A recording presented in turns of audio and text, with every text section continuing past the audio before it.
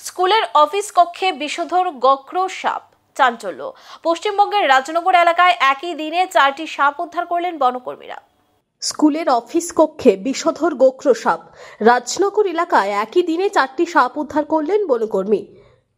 রাজনগর ব্লকের অন্তর্গত লাউচর হাই স্কুলের অফিস কক্ষে একটি 5 ফুট লম্বা বিষধর গোখরো সাপ দেখতে পান শিক্ষক ও শিক্ষাকর্মীরা।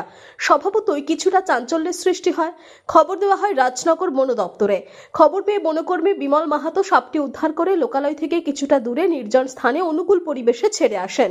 অন্যদিকে ওই একই দিনে রাজনগর ব্লকের কুসমো ও খোদাইবা গ্রাম থেকে আরও 2টি গোখরো উদ্ধার করেন বনকর্মী বিমল। এগুলির মধ্যে একটি লম্বায় প্রায় 5 ফুট ও আরেকটি তার চেয়ে কিছুটা ছোট। এছাড়া এদিন রানীগ্রাম থেকে একটি দাঁড়া সাপও উদ্ধার করেন তিনি। জানা গিয়েছে এগুলির কোনোটি ধানের আড়ত থেকে, কোনোটি আবার মুরগির দরবা থেকে উদ্ধার করা হয়।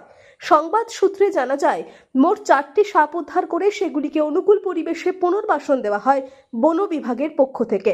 এক্ষেত্রে বিশেষ তৎপরতা দেখানোর জন্য বন বিভাগকে ও বনকর্মীকে ধন্যবাদ জানান স্থানীয়রা বাসিন্দারা।